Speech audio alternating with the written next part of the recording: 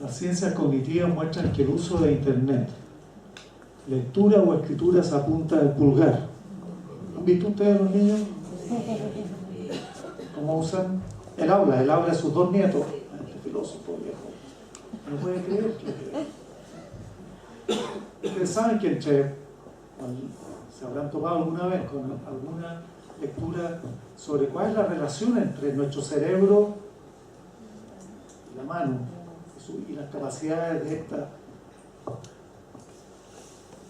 esta parte de nuestro cuerpo. Lectura o escritura se apunta del pulgar. Consultas a Wikipedia o a Facebook. No excitan las mismas neuronas, ni las mismas zonas corticales que el uso del libro, del pizarrón o del cuaderno. Ellos pueden manipular muchos tipos de información a la vez. Ellos no conocen, ni integran, ni sintetizan como sus antecesores, como nosotros. No tienen la misma cabeza.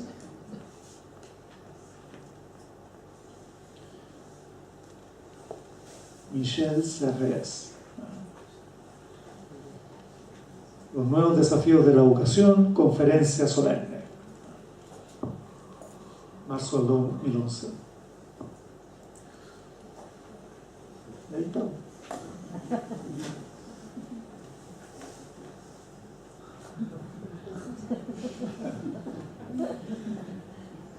Leyendo música al mismo tiempo.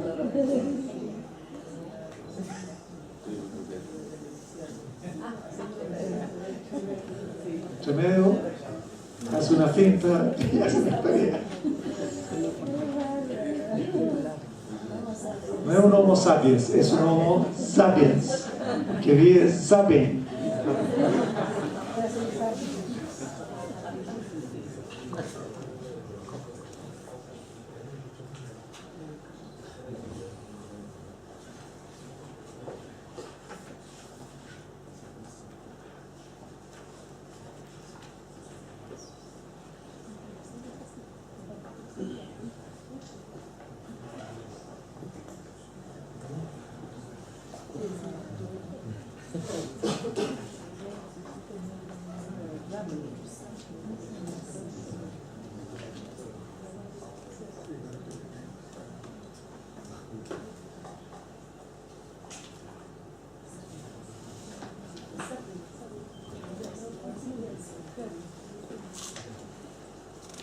Ha pasado muy rápido la hora.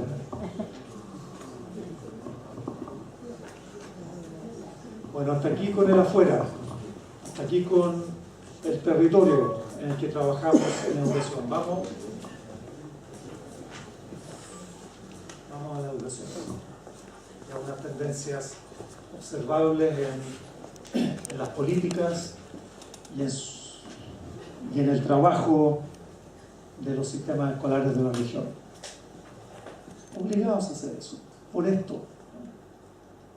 Porque como preparamos para la vida que viene, tenemos que procurar restablecer todo el tiempo un equilibrio que está roto entre la vida afuera y lo que enseñamos. Porque lo de afuera se está moviendo a una velocidad que la especie no ha conocido y que va a seguir.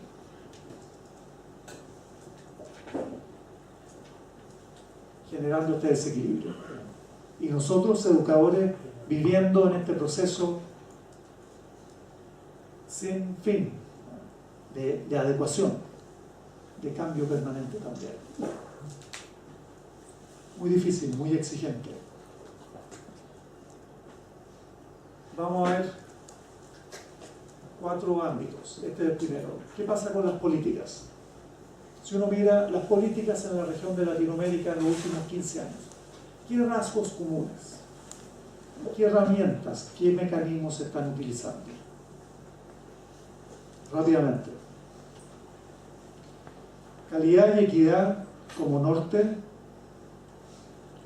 incremento importante del gasto público en educación. Es verdad que la educación hoy es mucho más importante para las políticas públicas que en el pasado. Miren la progresión del gasto, como proporción sobre el Producto Interno de los países. De 2.7 de todo lo que producimos en 90 a casi el doble 13 años después, y más todavía en 2010, casi el 5% del PIB, como promedio de todo lo que produce América Latina dedicado a educación. Activismo sin precedentes. Si uno retrocede en la historia, no hay ninguna década, 90 y 2000, que se compare en activismo en educación. Significativa presencia de unas agencias mundiales, multilaterales, que influyen mucho en cómo los gobiernos piensan e implementan políticas educacionales. Los bancos, UNESCO y las pruebas internacionales, PISA y TIMSS y otras.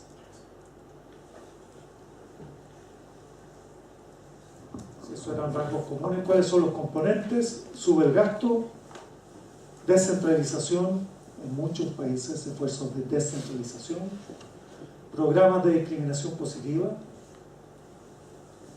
reformas curriculares y creciente presencia de evaluación y rendición de cuentas como palanca de cambio.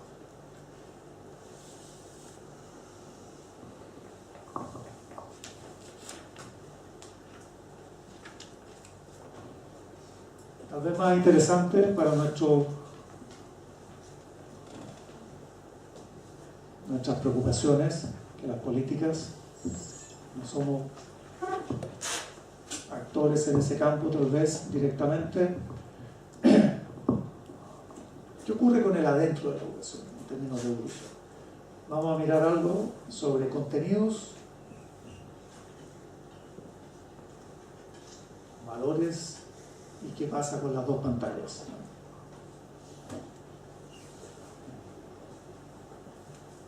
Yo quiero comentarles algo que lo conecto con Aparecida y que quiero plantearles un problema. El documento de nuestro obispo del 2007 es muy crítico de las reformas educativas de la región y les dice que tienen una antropología productiva, pobre, porque están mirando solo la economía.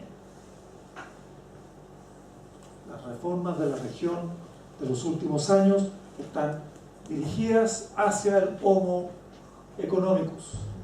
Eso está diciendo Aparecida. Yo quiero compartirles como problema el que la OECD,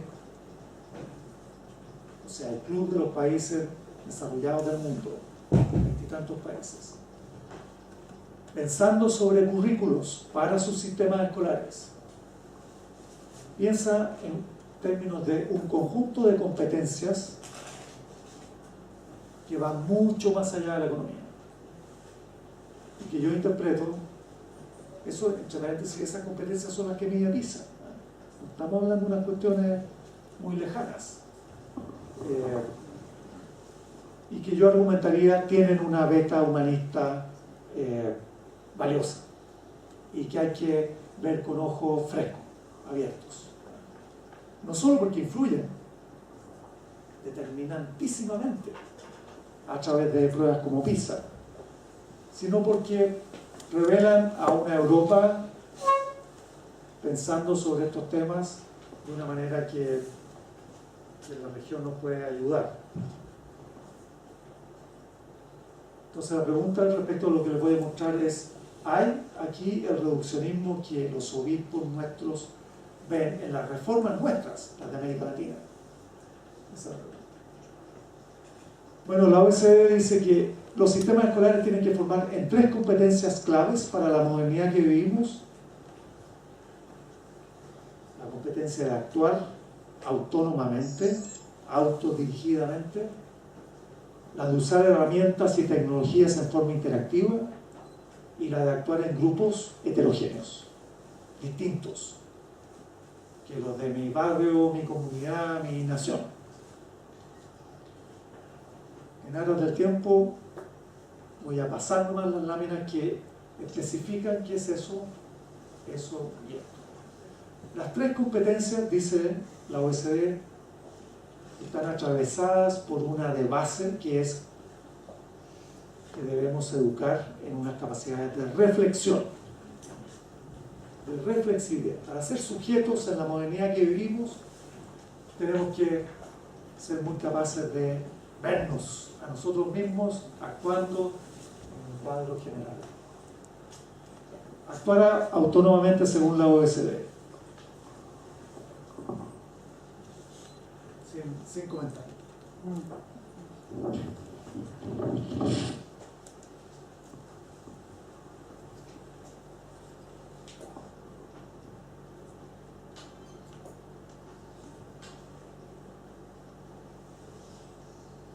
Yo interpreto que esto, que aquí no hay, o sea, si los obispos no están atacando esto,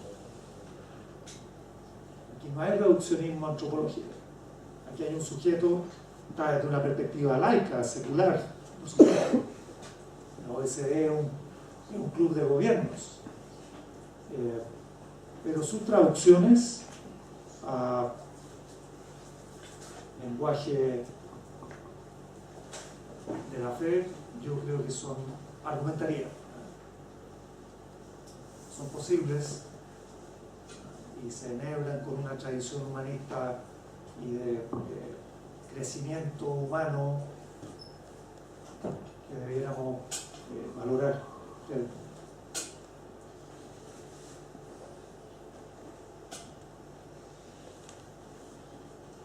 La herramienta en esta visión y discurso no es solo la tecnología, el lenguaje, los ciclos del álgebra también son herramientas.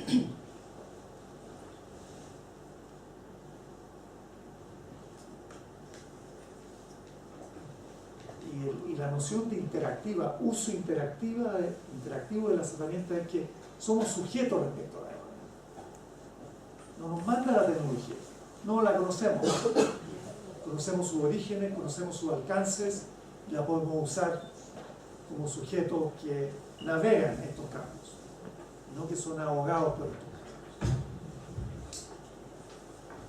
Y por cierto, acuérdense la imagen de este es el mundo de Toronto, por lo tanto de empresas, de política, de cultura, donde se hablan múltiples lenguas y tienen que convivir. Para convivir necesitan unas competencias nuevas, muy lejos de valores tradicionales, de gran sospecha y temor al extranjero. Que el mundo tradicional extranjero es una amenaza directa. Estamos en la antigua en esos mundos de esto.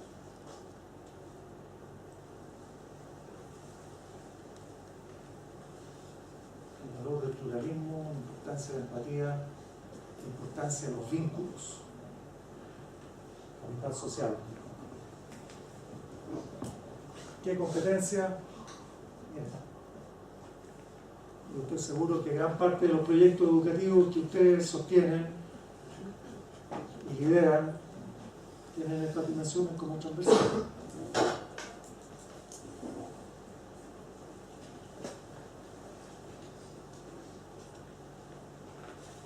Esto está impactando las reformas curriculares.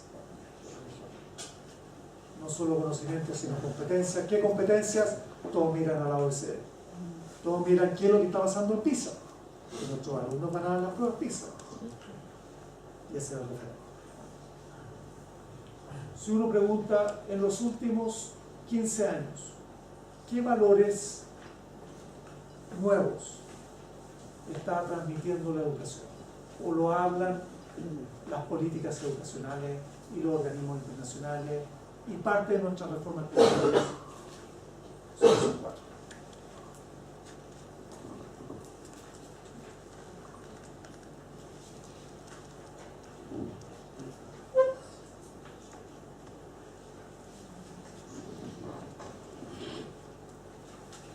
Voy a decir una sola cosa sobre medio ambiente.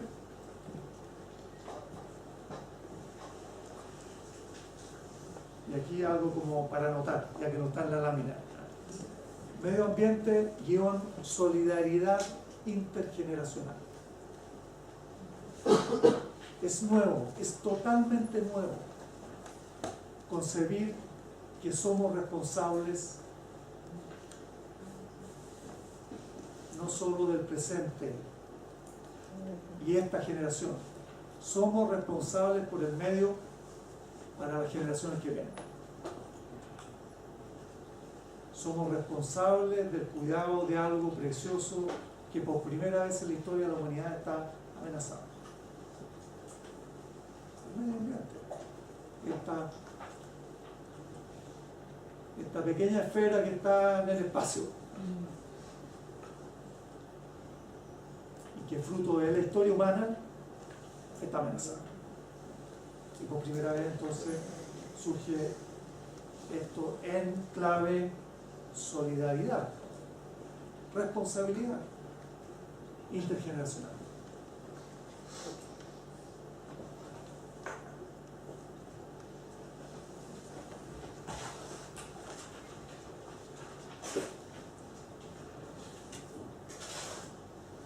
Nuestros jóvenes, nuestros alumnos, nuestra relación con la información están mediatizadas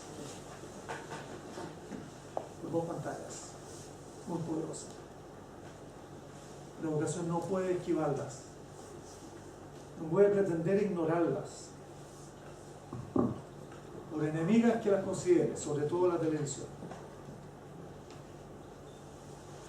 La primera aquí no es la televisión, es tecnología de información y conocimiento. Esta es una cita de Martin Oppenheim,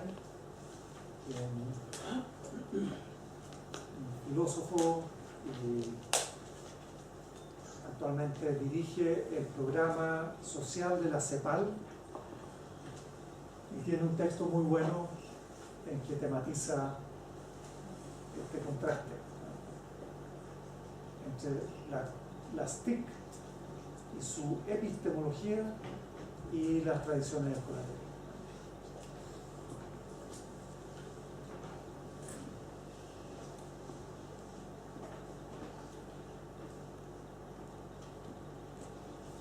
Las figuras tradicionales del tutor o el maestro pierden sentido a los ojos de los niños que entran y salen de terminales de computadores como quien comen o caminan y acceden a la información y el conocimiento de la manera que muy elocuentemente conceptualiza Oppenheim. Y sobre la televisión, mismo autor, es verdad que la televisión rivaliza profundamente con él.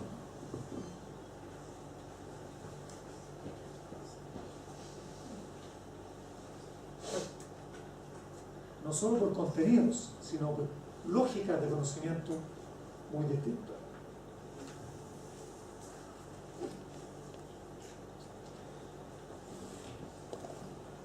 Pero no todo es malo. No podemos ver estas dos pantallas como, ¿cierto?, no la tecnología de información, como amenaza. Tienen dimensiones, tienen aspectos que son amenazas, pero otros son la potencia en términos de formación y crecimiento humano. Y lo que la lámina está tratando de explicitar es esa ambivalencia de esta atmósfera plagada de información y con tecnologías que permiten su facilísimo acceso en el que vive la educación contemporánea. Es verdad eso del imaginario del bocado, como un gran problema, pero al mismo tiempo está el potencial ahí mismo de una visión de mundo profundamente enriquecida y una lógica de conocimiento también profundamente enriquecida, complejizada.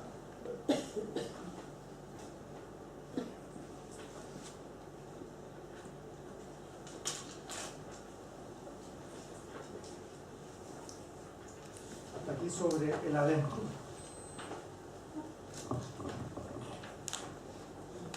Son las 11. ¿Qué es lo que hacemos, Eric? No, seguí.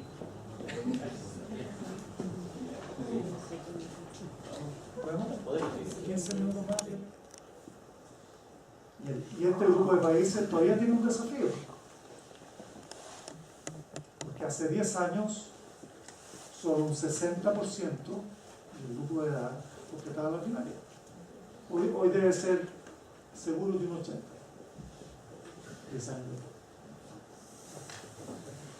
Lo mismo respecto a la secundaria.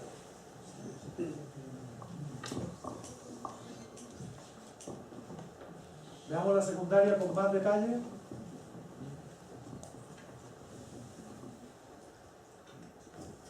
Porcentaje de jóvenes entre 18 y 24 años que completan la secundaria por nivel educacional de los padres y comparando el 90 con el 2005. Vamos despacio, esto es muy interesante. Grandes esfuerzos de la región por ampliar la cobertura en media. Esto es toda la región, todos los países. La raya azul es 1990, 2005.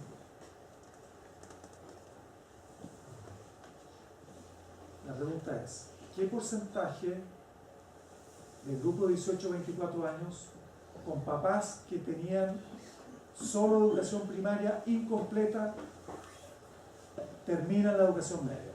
El año 90, aquí estamos hablando de los pobres, 16,2%, promedio de la región. 15 años después se duplicó ese grupo. Gran logro, ¿verdad? Los hijos de los menos educados. El año 90 solo un 16% completaba la media, en 2005 el doble, 22%. Los hijos que tenían papás con secundaria completa, incompleta, hasta secundaria incompleta, pasan de un tercio a la mitad del grupo de edad. Familias de secundaria con educación secundaria completa. Aquí hay un salto. 81% del grupo el año 90 sube a 92%. Y así con lo que sigue. Estas son familias con padres con educación técnica, terciaria, incompleta y educación superior completa. Así que estamos viendo, en el fondo, cuando uno ordena, de acuerdo a esto, dice, ordena los grupos por el capital cultural con que llegas a la escuela. Está hablando de clases, de otra forma de grupos socioeconómicos. Y la conclusión es que todos suben. Y la cola del sistema sube más que la punta del sistema. Y por lo tanto hay un acortamiento de brecha en términos de años de educación completados. Una muy buena noticia. Calidad. PISA 2009, competencias lectoras. Aquí hay 70 países. Alumnos de 15 años, participaron 6 o 7 países nuestros, están marcados ahí. Estamos en la parte inferior de la tabla, en la punta, China, Corea, Finlandia, Singapur, Canadá, etc.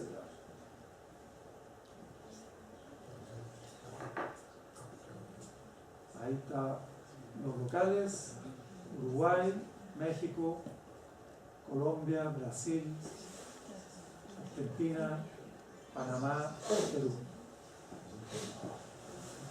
Comprensión lectora, comparada mundialmente.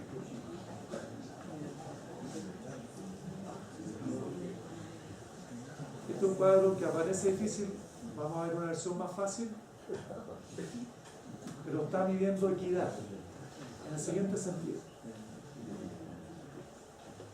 La escuela de estos 70 países mezcla a sus alumnos de distintas clases sociales o los separa.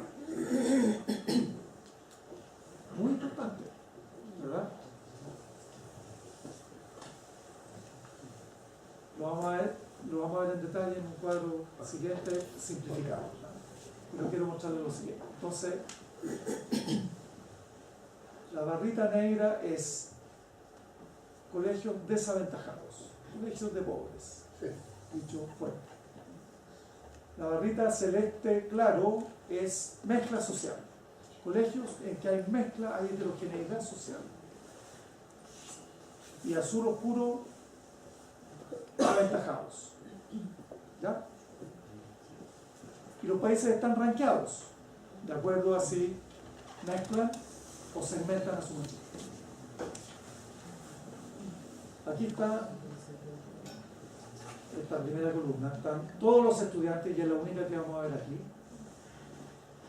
El país que encabeza el ranking es Noruega, que tiene a prácticamente el 70% de sus alumnos, cada sección hay un 25%. No, un 15%. Un 20%. Cada sección es un 20%.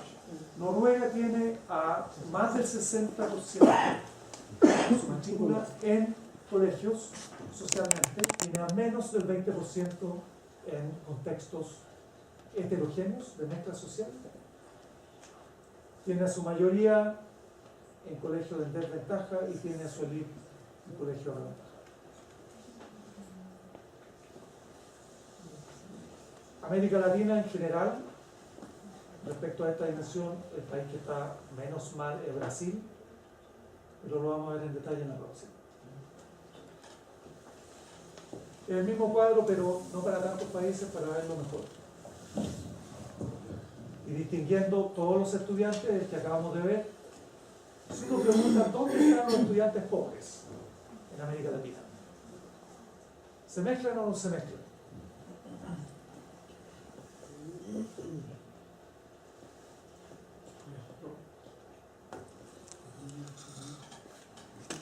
Tantos pobres, la mayoría están en contextos mezclados, en el caso de Brasil como un 20%, contrastado con Chile, más del doble.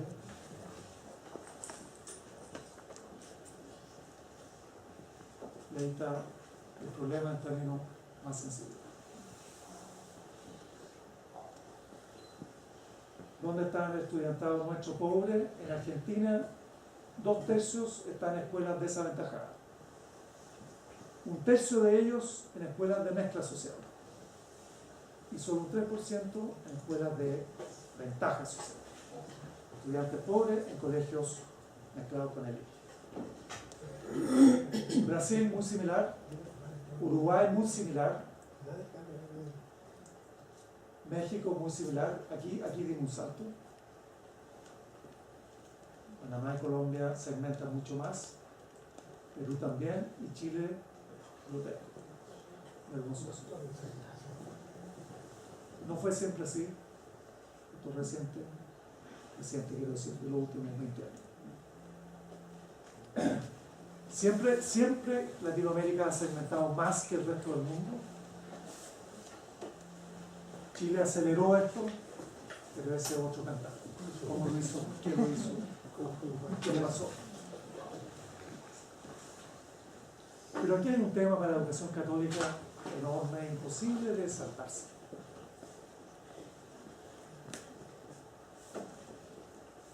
La educación católica es segmentada también. Educamos a la élite en un tipo de colegios y la educación mercedaria en Chile hace eso igual que los jesuitas, igual que otras órdenes, y hay escuelas de pobres y tenemos poca mezcla.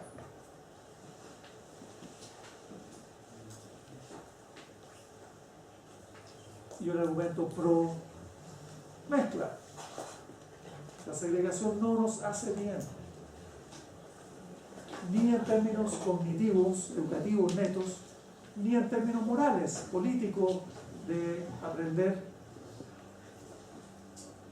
las competencias básicas para la vida juntos, de los distintos en la misma ciudad.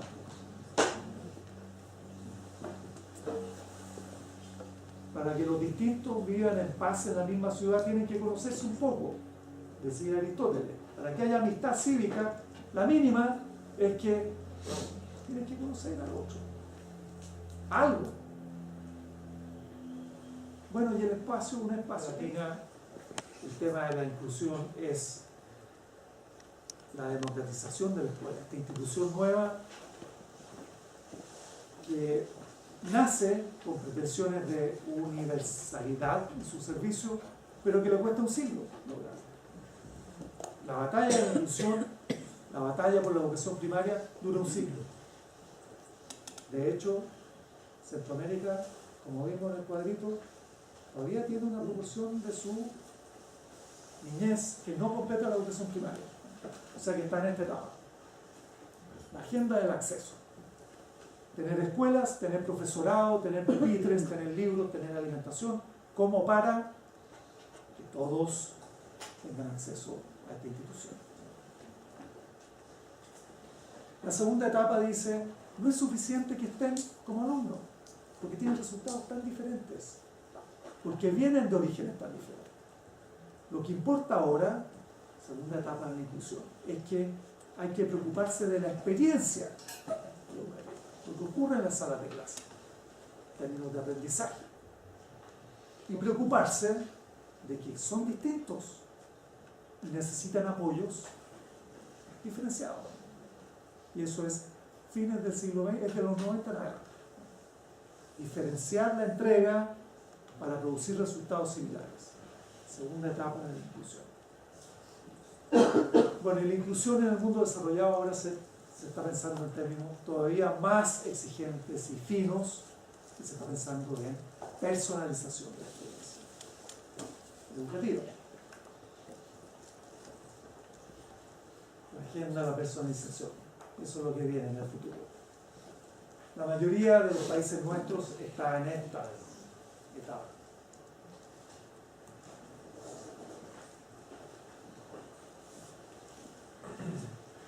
Una impresión sobre qué sería el futuro a largo plazo para algunos países de los nuestros, a más cercano plazo para otros.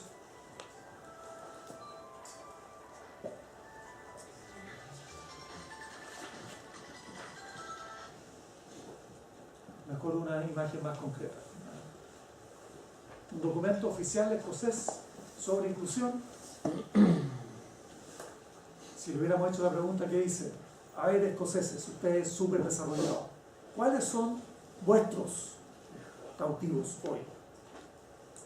Vuestros marginales, abajo y afuera. Miren la forma en que es tematizado. ¿Cuán como específica y personalizada? Aquellos que tienen a sus papás que están viviendo lejos, los que tienen problemas de salud mental, tienen dificultades, es como, ya no son grupos, no son clases, no es el campesinado, no es los de tal región, no es la pobreza urbana de tales y tales características, es personalizado. Porque los otros temas ya están resueltos, ya están incluidos.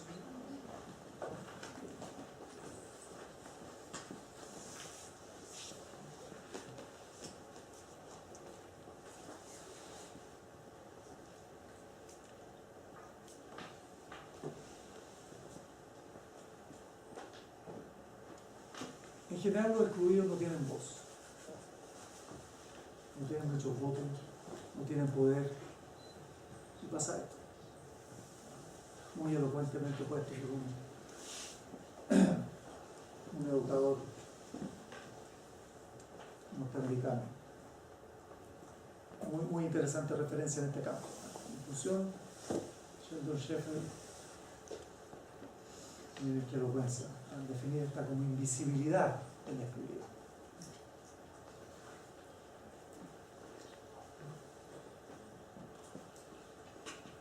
Y si estamos hablando de esto, hay unos dilemas, ya estamos más cerca de cosas que nos conciernen directamente. ¿Qué hacemos con el currículum desde el punto de vista de la inclusión?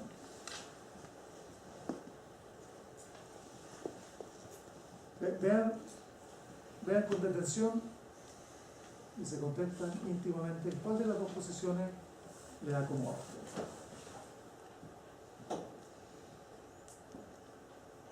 ¿Mismo currículo o lo diferenciamos? Entre la corriente central de los que no tienen problemas y los que tienen problemas.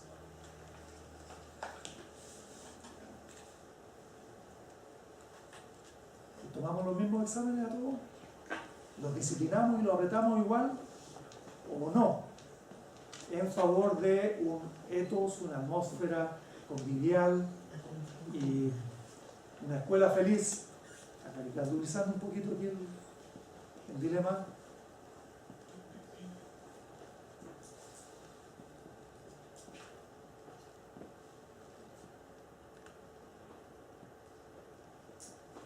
Hay mucho profesorado en pobreza en nuestra región que dice: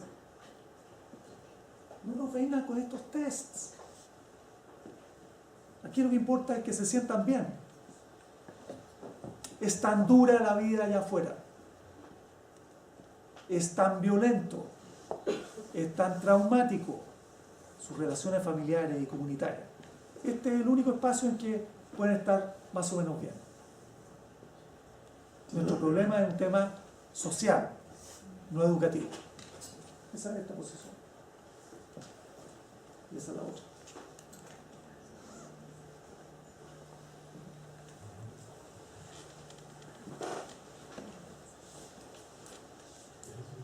Esta es más desafiante. Esta quiere las dos cosas. Esta quiere la otra. Y aquí no tengo problema en revelar mi propia posición. Ustedes quieren liberar cautivos, esta es la posición. La otra no libera cautivos. Esa deja presos. Los deja presos.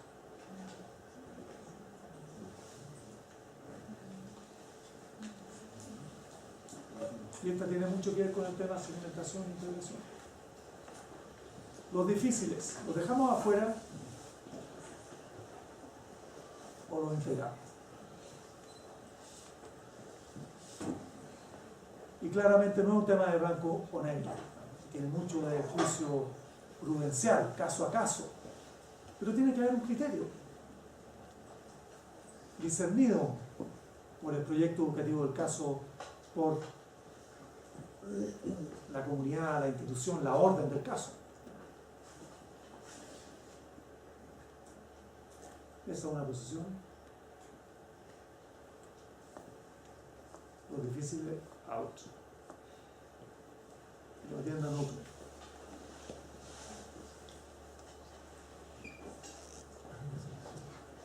Esa es la otra posición.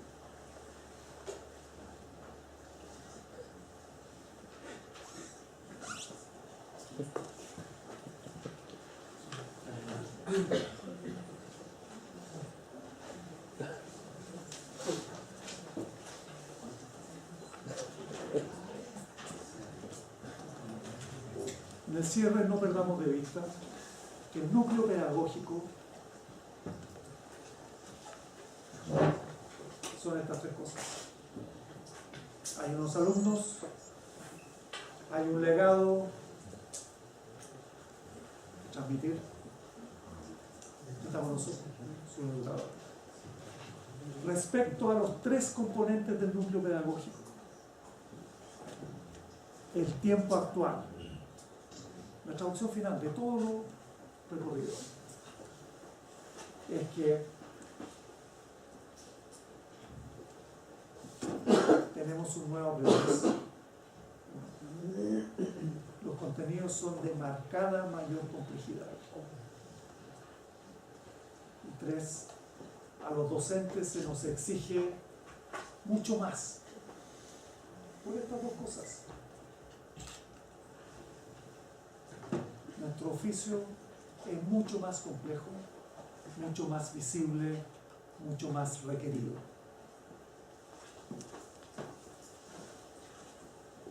Y es una apuesta fácil hacia adelante decir, como esto es así, el reconocimiento de la sociedad a este profesional estratégico para su futuro, va a subir y subir. Uno no puede definir con detalle en qué años, cuánto va a tomar eso, ni las características específicas distintas en Ecuador, que en Buenos Aires, que en Sao Paulo, pero que la dirección del movimiento es hacia arriba, debiera ser totalmente hacia arriba, porque esto es lo que está pasando.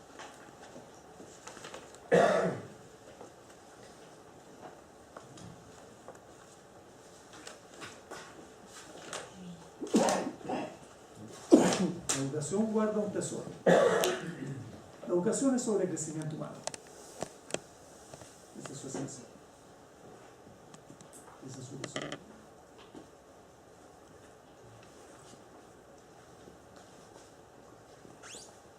Y desde nuestra fe, nuestra tradición,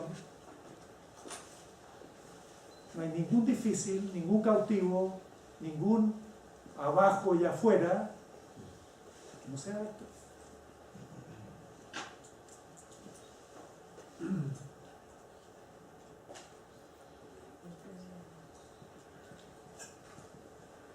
Y la educación máxima a la que aspiramos, en la que esa potencia la realiza a través de un conjunto de oportunidades de aprendizaje fina, amorosamente construidas.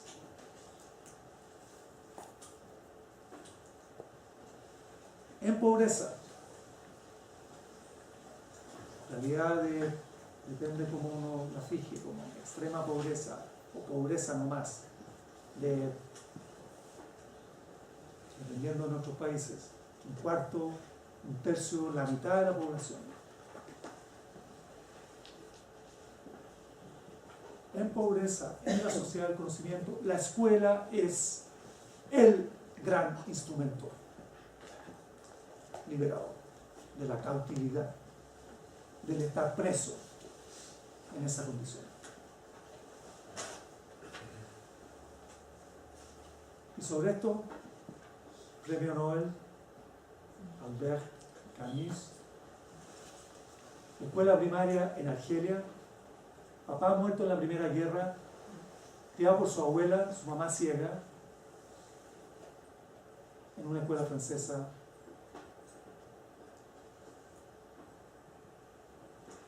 Que escribe en un libro autobiográfico que se encontró en el piso del auto que se dio vuelta y se mató a los 52 años. Y fue publicado 20 años después.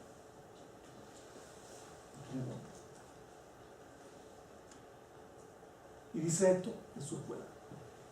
Es él y su hermano. Solo la escuela proporcionaba esas alegrías a Jacques y a Viena. E indudablemente lo que con tanta pasión amaban en ella, era lo que no encontraban en casa, donde la pobreza y la ignorancia volvían la vida más dura, más desolada, como encerrada en sí misma. La miseria es una fortaleza sin puente levadizo.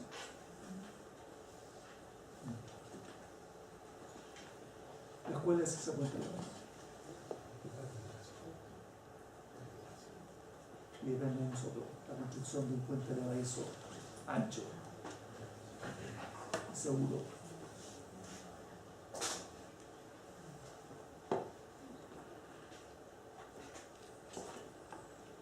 No solo en nuestras manos, pero de manera importante va a ser la educación.